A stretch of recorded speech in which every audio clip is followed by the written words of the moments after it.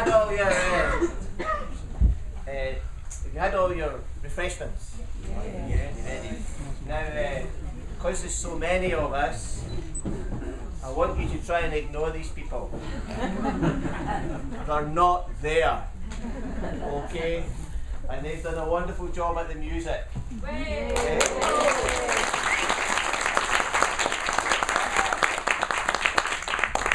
But they're not there, but she is. But they're not there either. Okay?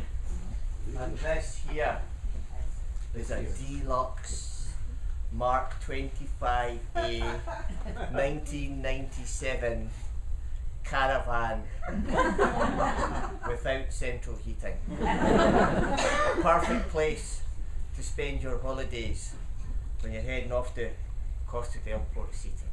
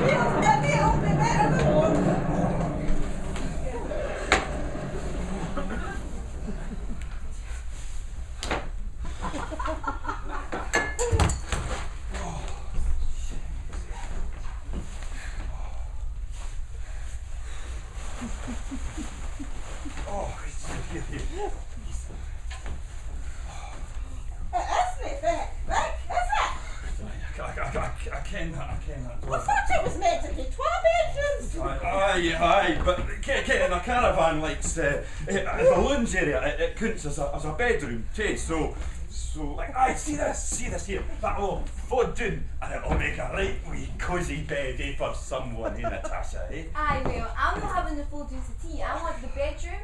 Oh, well, fine, me and your father will be happy here. Aye.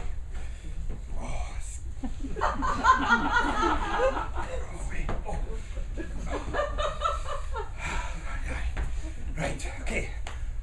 Tell you what, we can watch telly in bed, right? Please.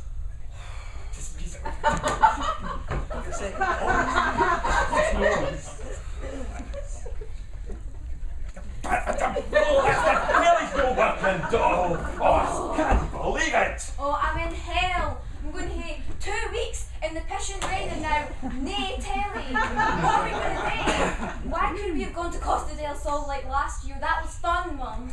We didn't hae the money, that's why. I'll tell you, Natasha. Aye, well, if you ask me, it'd be better not to hae a holiday than spend it in this tin box, listening to the pissing rain outside for 2 weeks. It's just officially got worse. There's no mobile reception. Oh. I'm like bored already, and we've got 2 more weeks of this. Listen, Natasha, we're going to be a family. And we're going to have a good time. No. We didn't need that telly.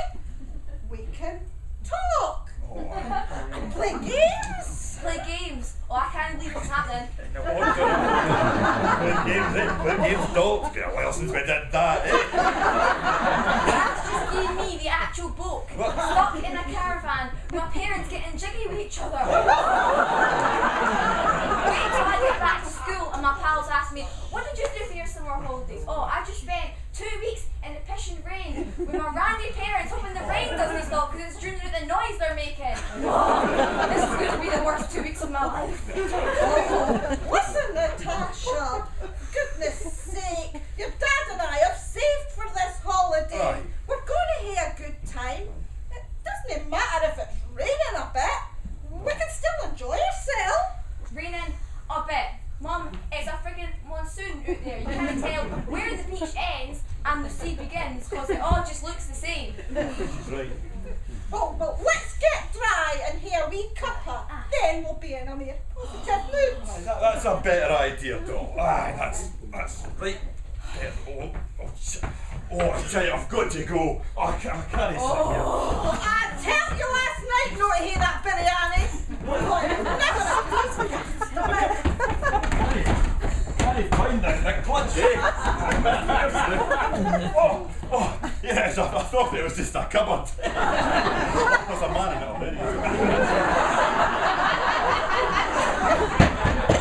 Just be thin plywood walls. Right, okay, dear, we'll talk loudly.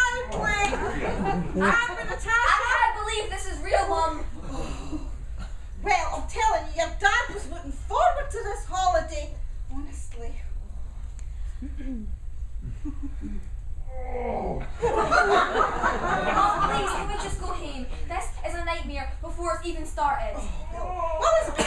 What to you? We've got here time to relax. Man deserves it.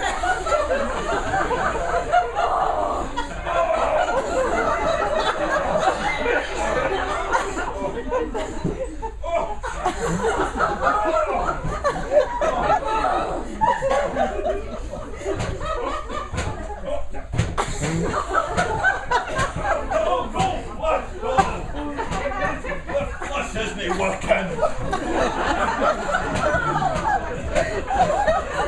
It's just floating there like a...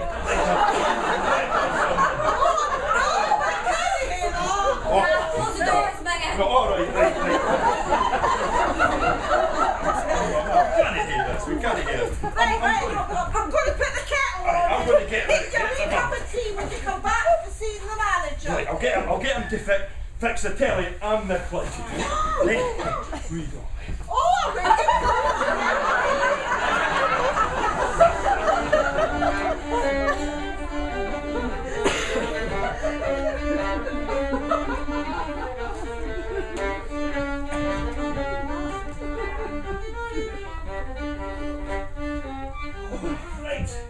Right. Sorted, Dolly. What did I tell you? The manager, he's going to bring a brand new telly first thing in the morning, and he's sending round a plumber to fix the cludgy tea. Oh, grand. There's your tea. Oh, thanks, doll. Right, well, we should play a game of cards. No thanks. Well, we could go to the amusements. Mum, you just tell us that we've got any money. Right. We could look at the amusements. Look at the amusements. Look at the amusements. How pathetic is that? Listen, Natasha, I'm fed up with your complaining. We've barely got here and you want to get in. Well, that's fine. You can get the first class back tomorrow. And that'll be it. I says, because me and your dad are having ourselves a good holiday. And that sounds a bit promising, Dolly. Take me away. Oh, there we go. You see, I'll be the plumber right now. Here we go. Away. Oh, hello. I hope you don't mind us calling like this, but we're living in the caravan opposite, and we wondered if you've got a torch. A torch? Well, I don't think they can. Oh, no. Come in, out the rain. Come on. Oh no, we don't want to intrude. Oh, come in! Aye, come in. Come on, push it. I'm orange. This is Natasha and Tom, my husband. Pleased to meet you. This is Adrian, my husband. I'm Elizabeth, and this is Sam, our daughter. Pleased to meet you. Well, sit yourself down there. But we won't stay. Oh, no. Sit down. Here. Tom will find you a torch, Oh, and I'll make you a wee cup of tea. Just a minute, please, Sam. Oh, here it is. Look at that, and it's working for you. There you go. Oh, real. Oh, what did you come for? Oh yes, we're comfortable, thank you. Sorry? I thought you asked if I was comfy. No. Like, where'd you come from? What do you like? He means, where do you stay? Oh. Well, we're staying in the caravan opposite. You stay in a caravan? Oh, no, just for a few days. Yes, we actually live in Long Nidri. but that's just up the brae there. You've not come very far for your holidays, have you? No, we're not on holiday. Oh, here we go. Here's your thanks. tea. God. There you go. What are you doing here then? Well, our house has been flooded. And we wanted to be nearby while the repairs were being done, so we ended up here. We'll get some proper accommodation in a day or two. Oh, I like it. Proper accommodation. Do you mind if I use your toilet? No. Aye, it's just no through there. working. No, it's no working, hen. I really do need to go. The light's not working, is it, Mum? No, you can't see a thing in there. Well, we have a torch, and it's absolutely lovely meeting you. But our caravan is just opposite. I think we'll go. So nice meeting you. Well, yeah, safe journey. Don't go very far. You go away. Thank you very much. Okay, but thank you. I'll bring the torch back tomorrow. Aye, I will be seeing you. Oh, what a nice couple, eh? Aye. You hear of tea.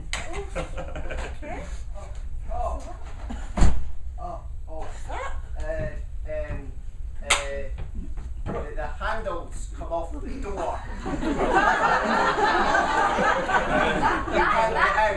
That's all we need. Mum, I tell you no to book this cheap crappy holiday. This is so embarrassing. Oh, and I do really need to go. Well, go then, just didn't look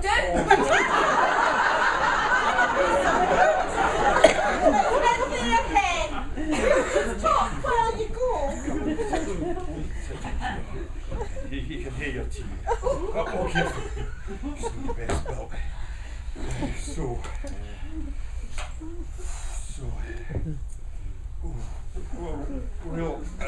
We're going to be here a wee while, so we might as well get to Kenya then. So what is it you do then?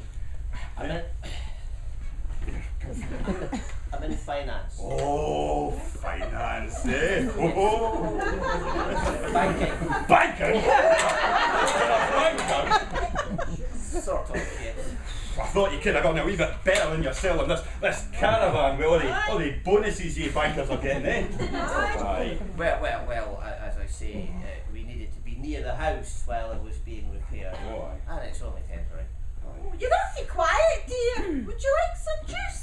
No, that's okay, I'm fine.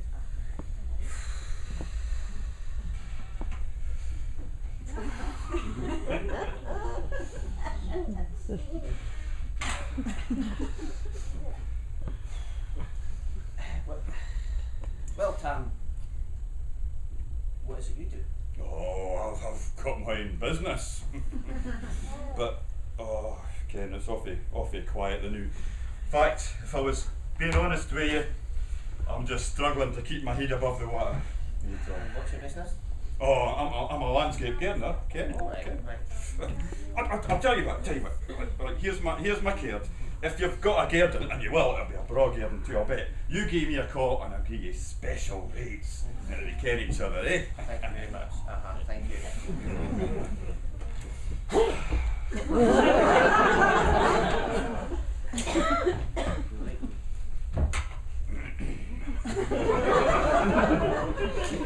You looked doing, didn't you? I told you to look doing. Natasha, okay, you and your wee pal there, why don't you get to ken each other better yourselves then, eh?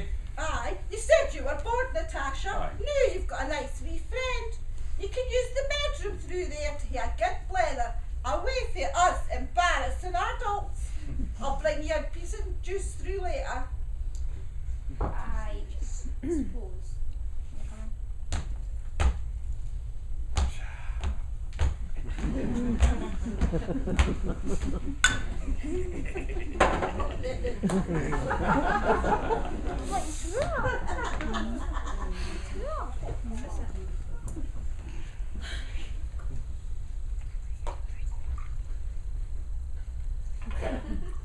Why have you got a boy's name? I have. Sam's a boy's name. Sam is short for Samantha, actually. Right.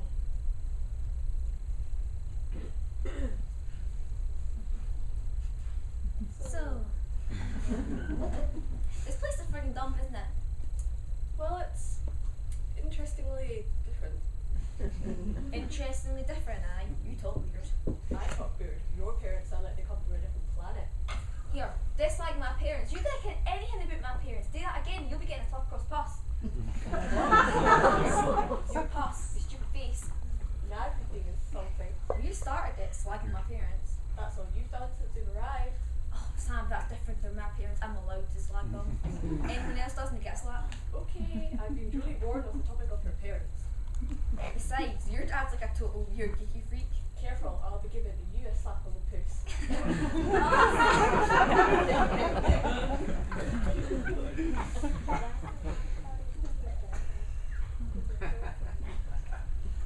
You got an iPhone? I've always wanted one of those. I've got this cheap, crappy thing that doesn't even take decent photos.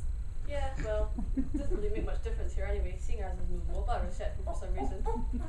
It's like we're living in the Middle Ages, 1980s or something. Aye. Tell me about it. My pals will think I'm like heavy bumping them. Translation, please. And my friends will think I'm ignoring them. Well, I guess we'll just have to, like, talk, amuse each other, have a conversation. Conversation? I've heard of them. I can do that. I am good at them.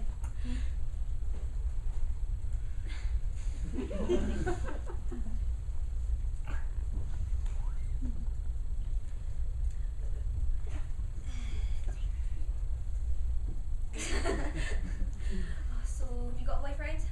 Not really. Not really. Either you have or you haven't.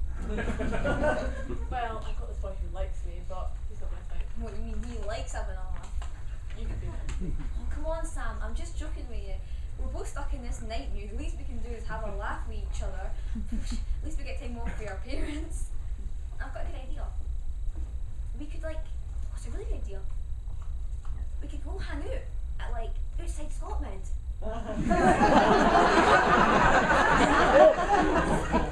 Outside Scotland.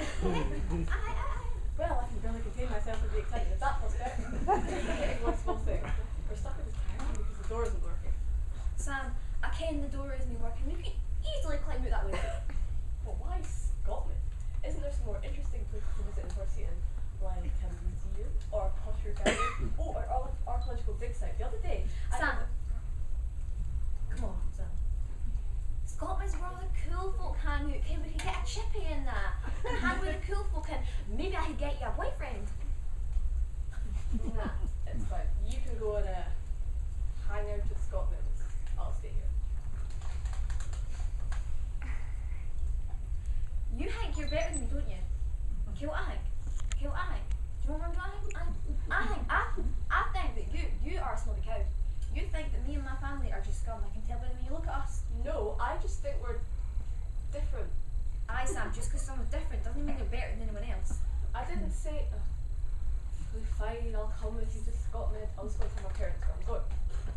Sam, are you mental? Do you honestly think your parents will let us climb out the window and go to Scotland in this? No. Come on, Sam, you always do what your parents say. Well, I suppose. Bro, let's go. Oh. Well, how would you get out of that?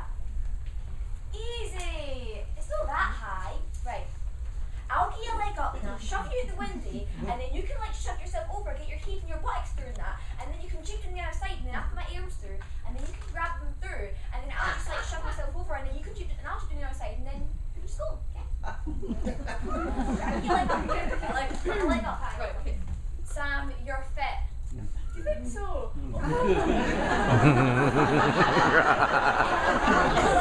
As in, your foot fit. Oh, my foot, right! Sam, just My foot. your foot. On your hand, right. On my hand. Right. Now Right. what? Now, the window's not that high, right? So I'll just shove you up and turn it through. Right? One, two, three, up. Ah! Oh, no. Right. Drink down the window. Walk down the window. Drink down the window. Ah! Oh. Aye, that sounded good. Right, you got to get just a bit. Aye, kind of.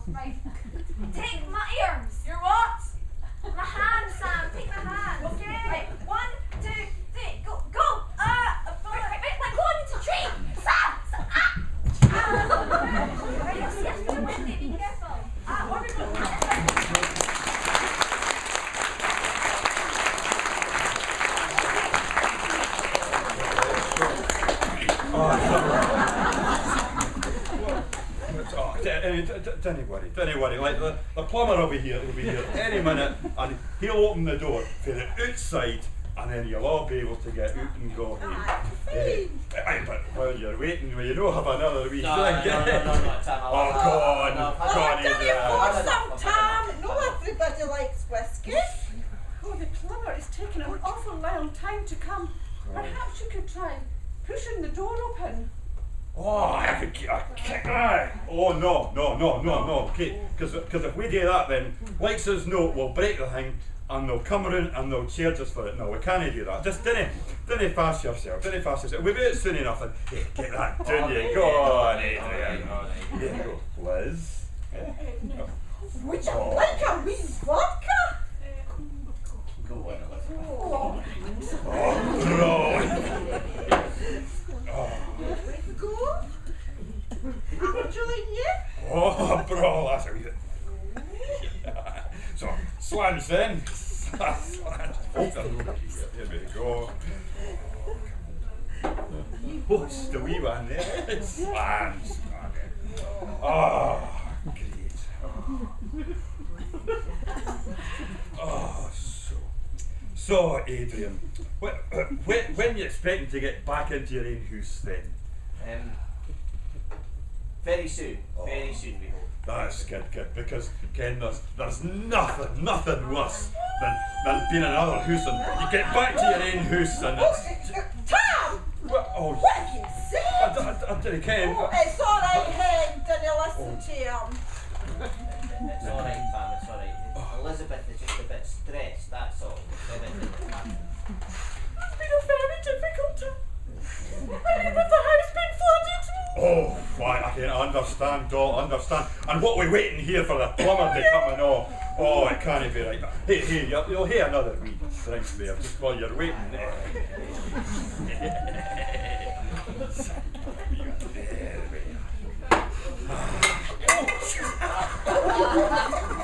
Oh.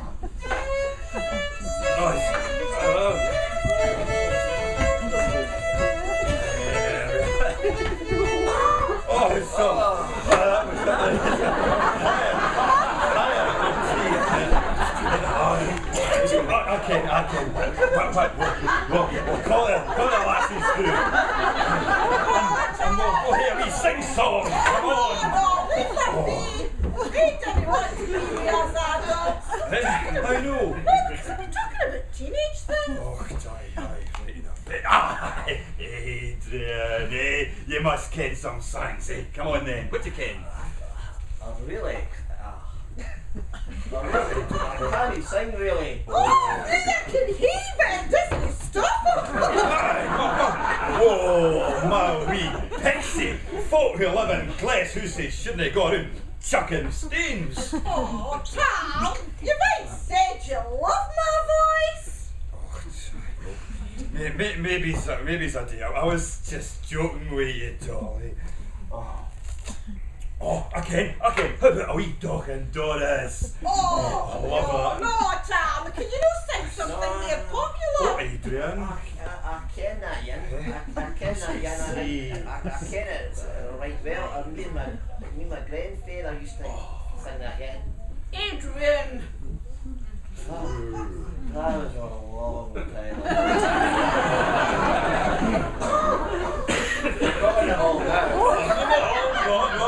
But let me mind you, Adrian, it's a wee dog and Doris, just a wee dog, that's all, just a wee dog and Doris, a young wall, on a wee wifey waiting, and a wee button bend, and then See what you've done with all your singing! But, You've got singing! oh, wasn't that bad? Oh, be alright, Ted. No, don't you worry. Be alright. That was funny. What? What's going on?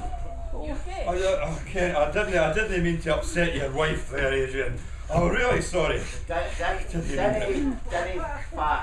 fash. Oh, Elizabeth, there's no greeting because of your singing. You know? I promise you. oh. Sam, what's wrong with your mum? Why is she beating? Mum, Why not just tell the truth? We've nothing to be ashamed of. The truth? What's going on? What's Satan? What's...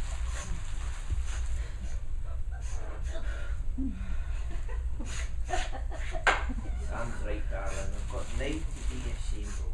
Right? The truth is, we're homeless. You're homeless, so you're not a banker at all then? Aye, I am, but well, I was. Yeah. Recently. You lost his job and Oh, Well, let's oh, go that bad. Oh, that's a shame. It's no bad, really. We're just going to hate to downsize a wee bit, you know, Ken, just downsize a wee bit out of smaller garden, and Sam here's going to have to go into a local school. What, PL? Aye. I know loads of people that go there. Dad, why are you speaking so different? He's speaking like he was when I first met him. I knew it. You think we're scum because of the way we speak. I get it. That's not true. If anything, it's you that's making judgments about us. No, Natasha. That's not. I didn't think that at all. I'm proud of the way I speak. It's just that in the real world, out there, you just can't speak Scots. Oh, yeah, how no? How can you not speak Scots? You ken, Tam, as well as I do about the prejudice out there. In the world of banking, you just would not get anywhere speaking like, well, you know. What, like, you know what I mean. Aye, like what I do, like. Aye. Well, at least it's my husband that's got a job, Aye. and yous are the ones that are aimless. I can't. Let's not fall. You're absolutely right. Absolutely right. I'm proud of the way I speak, and I love it. It's just, you can't, being in banking and finance, or in Americans and that, I just didn't get the chance to speak Scots in the bank. Oh, no, I think I understand, Adrian. I think I follow you there. Here, Adrian, here's an idea. Here, you could come and work for me as a landscape gardener. I was only joking. I was just joking. Right, I think it calls for a wee cuppa. Right, shut for a minute. If there's one thing that I've learned in this, right, is that me and Sam, well, we're the same. We're just interestingly different. Aye.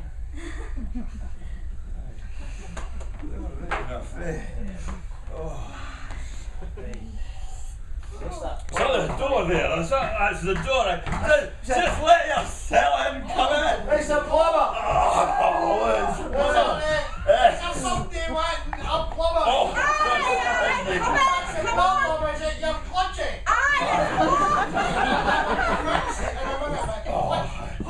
That's terrible. Please, mate, here. I'll just pull the door to you.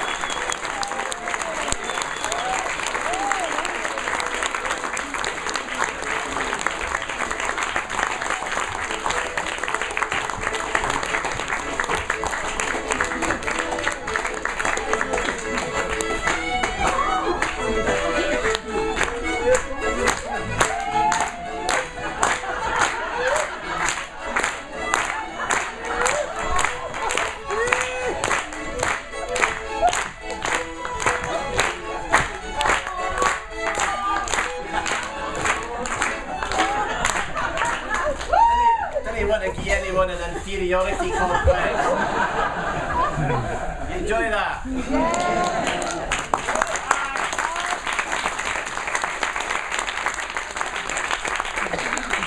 Moving very swiftly on because the night's getting on. I'm going to introduce you to if Bob doesn't mind a wee homely attire here. This is Bob Mitchell, a wonderful poetry slogan. Please give you a round of applause for Bob.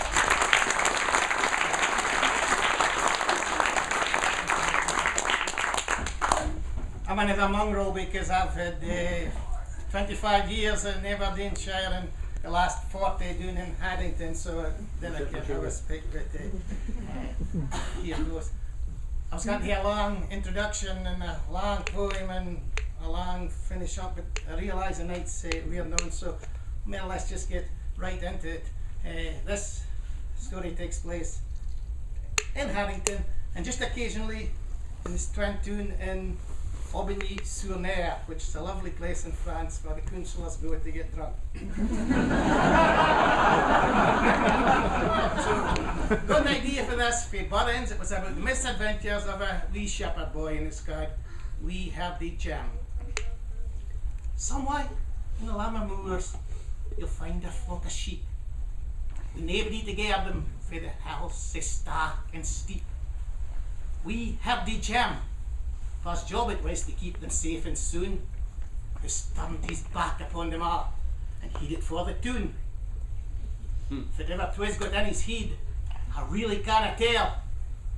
Wasn't like the lad at that to think just to himself.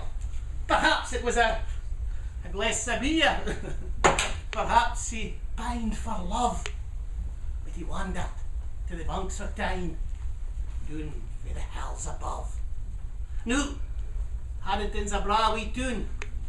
You maybe ken yourself, stuck in between the pearly gates and the yarning moos of hell. It's really nae metropolis. Well, that we're all agreed. When it comes to this and that, you get all that you need. The night was young, his spirits high, as over the brig he strode. To one past the parish kirk he took the left-hand road.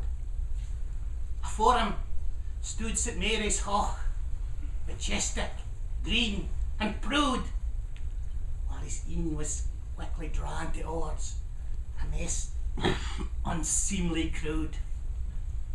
The queerest bunch of nardy-wells, done up in colours bright, with something in their carry-ons that didn't seem quite right. Their hair tied up with ribbons long, bright buckles in their boots. If ever was a day come fae, it wasn't hereabouts. Nah, these were no the kind of folk before you'd went to mix. And none of them appeared to be an inch over 3'6". This shouldn't have been a great surprise because this spot was near a place these folk had carried their ain for at least 1,000 years. Jim duck it down in a tree and watched them as they danced. This was nae ordinary scene. Jim gazed, amazed, entranced. The Alice Jean was squatted down, a drum between his knees, and as he skelped out the beat, his een seemed pleased. The others, maybe 8 or 9, and twins laying in a cradle, looked about a pot of black and sucked their ladle. Jim looked on, they drank and danced for upwards of an hour. The Aldian cast his drum aside and pulled a long Scotch floor. He gave it to a bonny lass, strode it like a beast. And she cried, "A horse out in a wa!" It flew towards the east. Was this a potion or a spell?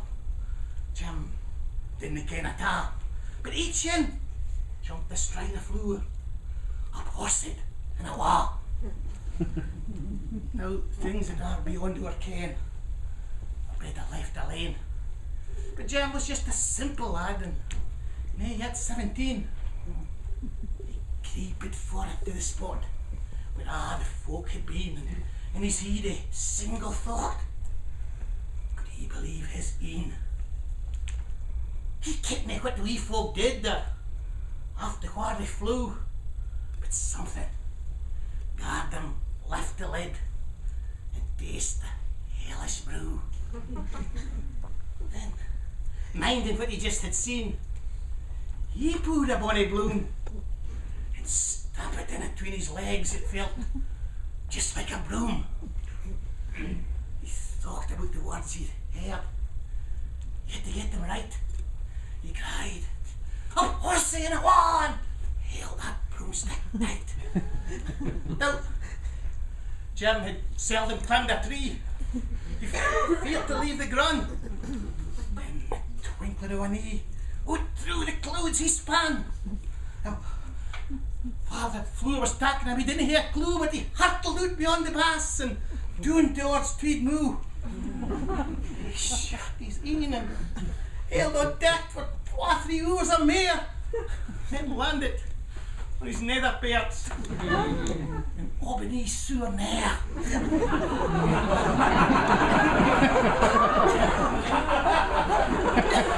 Now that's in France, the middle bit. Jimmy didn't again.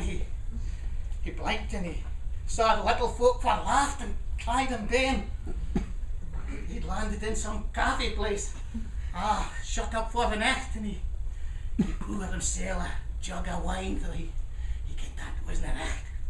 His newborn pals clapped his back and they swap of tales galore, and they offered up me a drink, and Jim drink it more.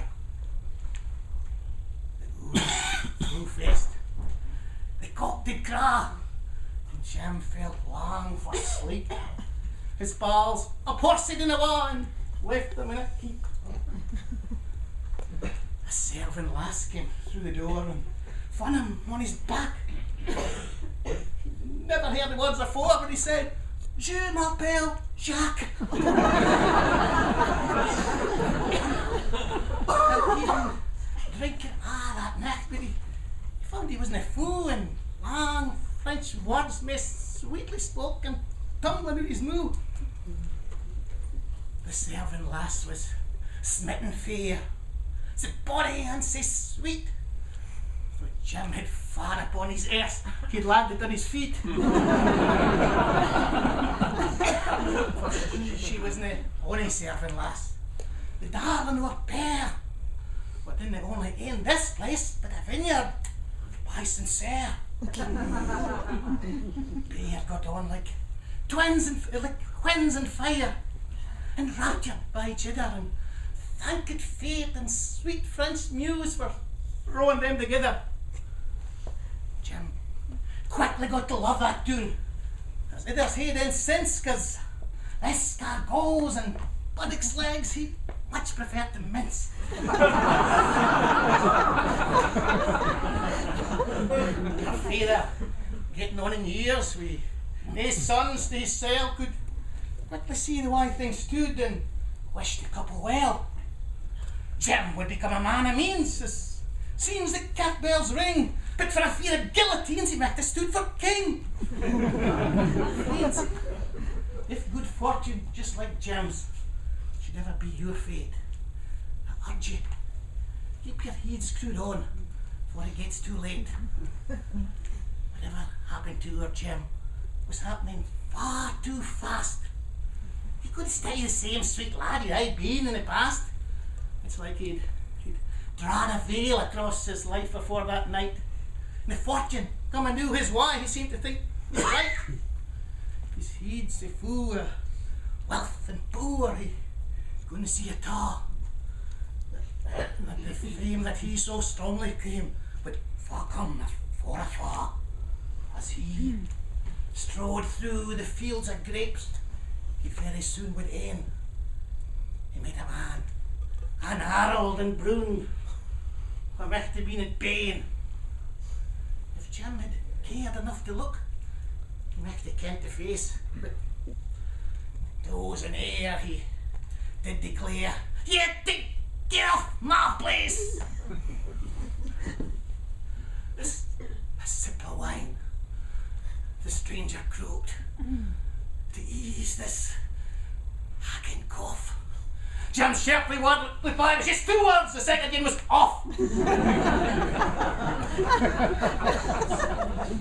St Mary's Hoch was hard and damp, Jim's outlook now was bleak. As he came crashing down to earth, his hopes went up the creek. He'd never see that man again, the inn that played his drum. So he turned his head towards the hills from where he hence had come. As he left the tuna hen to well kent scenes he came, and his dog come running for it to lead her master home. He gazed upon the fields he'd left, then the changed at all. Sheep and lambs looked just the same as when he'd gone away. Before him stood his pothy, where for years and years he'd slept, though feeling kinda ill at ease. Towards the door he crept. A loaf of bread, half eaten, lay that he had once forsaked, as fresh and tasty to the moo as when it first was baked. The milk stood on the window ledge. He poured a drop he knew.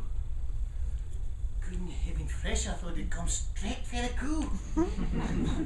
Now, 2 or 3 herdies worked nearby, spoke near every day, and didn't seem to realise that Jim had been away.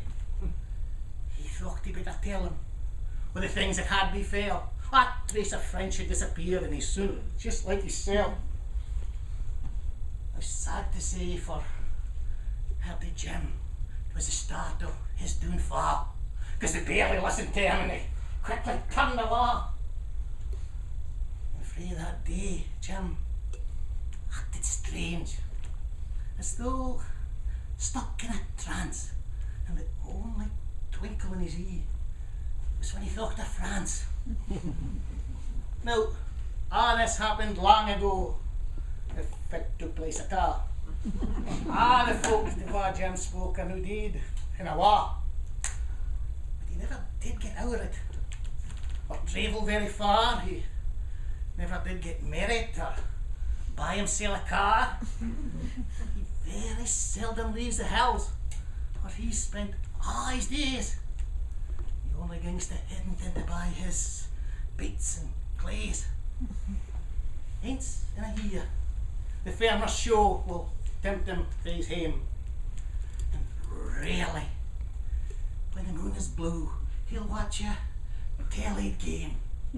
In the town side of the railway, he'll stand all on his own and watch the French Six Nations side of Paris Saint-Germain. The folk around him, the air is turning blue. He'll hear him mutter to himself, "Ah, c'est alors, mon Dieu." As for the punters at the bar, well, usually they laugh, while others wisely nod their heads. His mither eye was soft. But was Jim soft? Or loping mad? Or maybe just nae right? What was the explanation for what happened in that night? Was it just in his head? What had he really seen? Had Jimmy thrown his life away on things that might have been? Had he been fool or just asleep? Was that the explanation? Or had a splurfitoir dope go through Jimmy's French connection?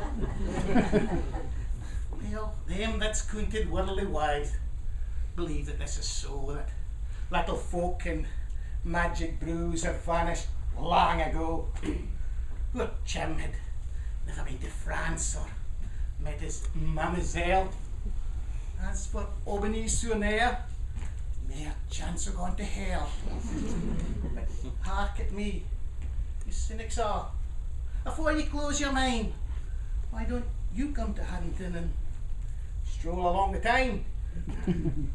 If as far as St Mary's Heart you are inclined to venture, that begin on your right hand side is the Aubigny Sports Centre.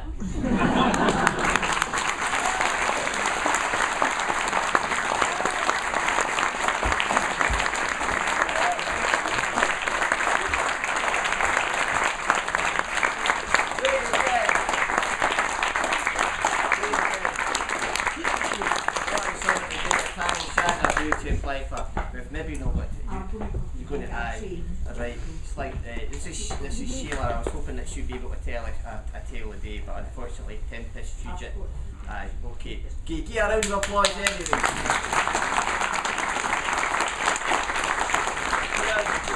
Running over, so I have to round it all up. The trouble is we could go on for another 4 hours, really. We're not allowed to. So I'm going to finish off with a legend. A legend in his own lifetime. This is Alex Hodgson.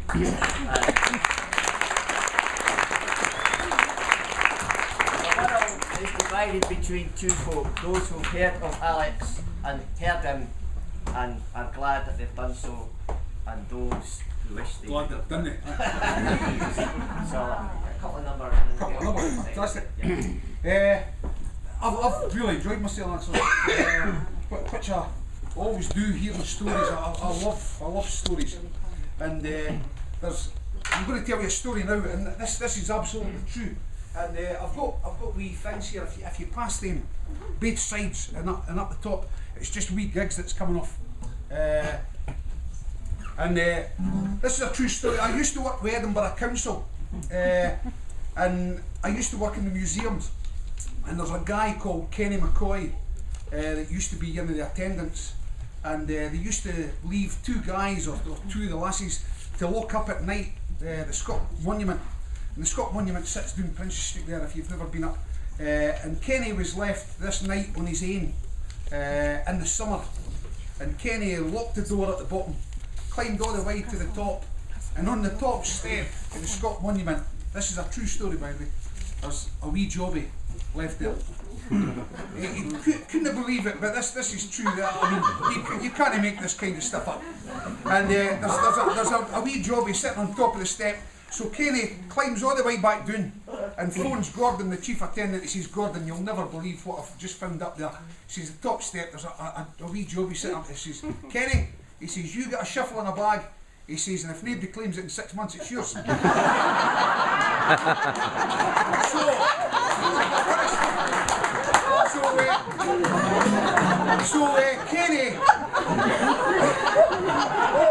Kenny put the phone down pretty quick, and he swore, I think. But he climbed all the way back up there with a shuffle in a bag, and he got onto the shuffle, and he was telling us, I used to be one of the technicians at the Arts Centre. I used to go around the People's Story and the Writers' Museum, all the museums I used to cover, setting up exhibitions. And Kenny got on the shuffle that night and thought, "I'm no climbing all the way back down with this." So he decided to look over the battlements, see if there was any tourists left sunbathing that night. There was nobody there, so he went to throw this. He went to throw it, and it slipped off the shuffle and landed on one of the big floodlights. And he couldn't reach it; it was too far away. So he packed up for the night, locked up, made sure there's no tourists there, went away, and he's standing waiting for his bus on Princess Street. And the spotlights came on. And it was like a scene for Batman. And he kept on coming into the workshop and seeing us over the next 4 weeks. And he gave us a rundown of how far it had melted. It's melted half this. So I got home, and like you, I was laughing, and I thought there has to be a song in there somewhere. So I wrote this wee song, and it's got a nice wee chorus if you fancy joining in. It's called Walter's Muckle Poo.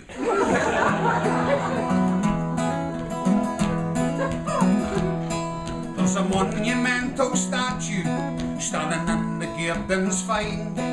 I would think that every Scot on earth had stepped its steps sometime. The spires 8 towers skywards, horntails so strong and true. And one o' which I'll tell ye all is Walter's Muckle Poo. Oh, Walter's Muckle Poo, oh, what laddie knew. Sly and steaming on the stair, was it him or was it you? That's it.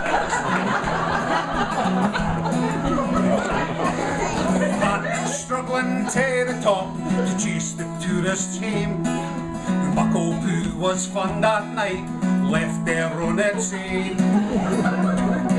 So phoning up the powers to be to explain about the crime, If nobody claims it by the morn, that shuffle fee is mine.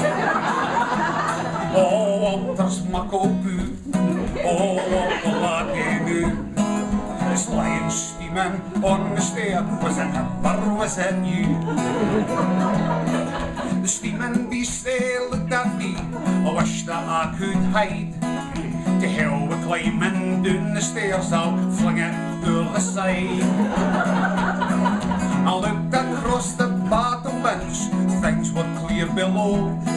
I lifted up that smiling thing, but then I felt it go. All together. Oh, there's muckle poo, oh, what the laddie knew. It's lying steaming on the stair, was it him or was it you?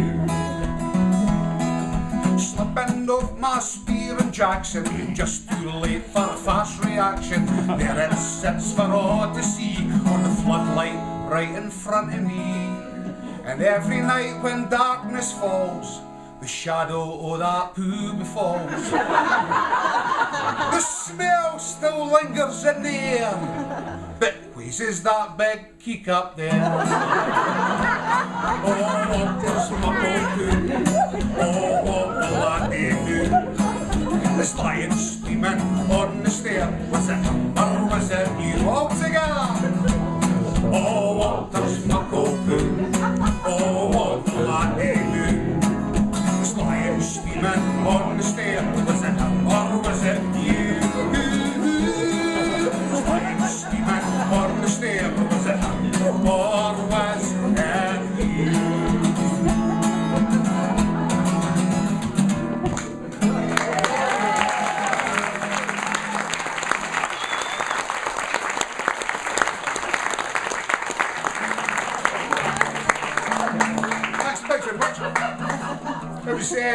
It's funny how you come to a night like this and there's that many things that happen, that songs come into my head that kind of I've sung when I was younger and I thought, oh, I could maybe put that in, and then time just disappears and you end up with having to cram everything in at the end. And it happened last year as well. It was a great night last year, and when Tim mentioned to come along again, I was first there, I was in. And the playing all that there, and I ended up at the door at the Fludgy. And they were on about Preston Pans. Well, that's where I am, Preston Pans. That quaint little fishing village down the coast. And the council in their wisdom in Preston Pans, like Costa del Port Seton, the council in their wisdom decided to build these houses they called the Ponderosa. And this is genuine. They built these houses, the Ponderosa, and it was all flat roofs now. I mean, flat roofs just didn't work in Scotland. And it just so happened that I mean, they're now peaked. They've got tiles in that one, and they've got peaked roofs because they were having that much bother with them over the years. But there was a lassie at the school with me called Anatosa, funny enough. And it rhymed with Ponderosa. And it was quite handy. So, and I actually sing opera, to tell you the truth. I didn't sing Scottish folk music. I was an opera singer when I was 5. And I put this wee song together.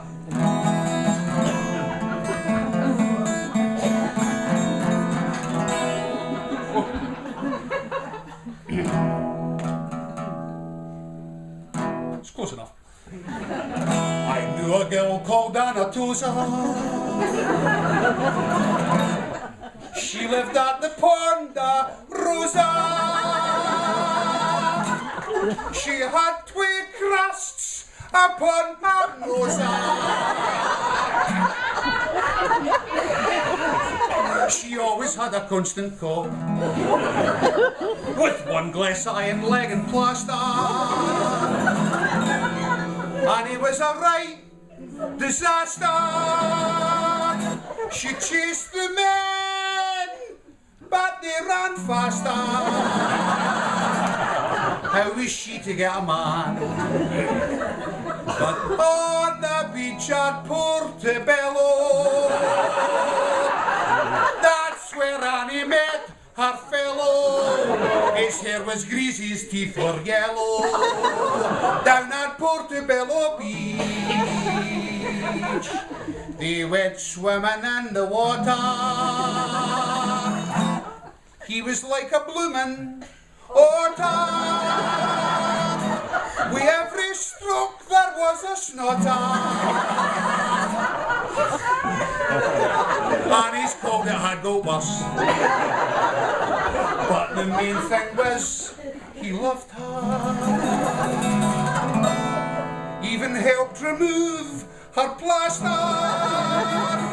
'cause they got married in Mallorca. They got married on the beach.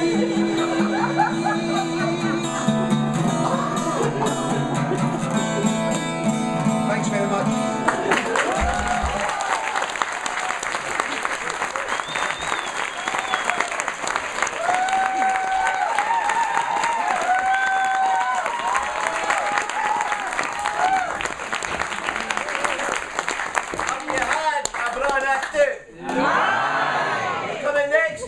Aye. When you tell folk about it. Aye. Magic. A round of applause for everyone that's come.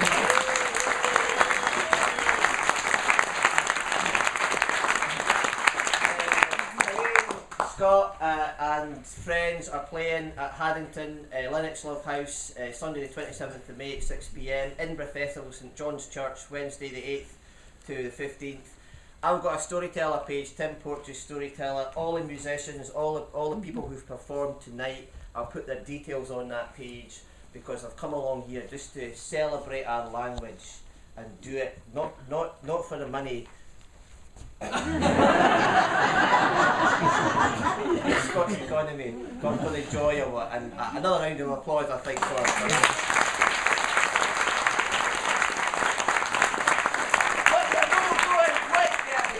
when you have a Braw Nicht Oot, there's one final thing us Scots have to do, because we're all Jock Townsend's bairns, and we're all, so Jessie Townsend's bairns as well, to just update the saying, and before we leave, we've got to sing the famous Scots song made famous by Robert Burns, which is All Lang Syne. Okay.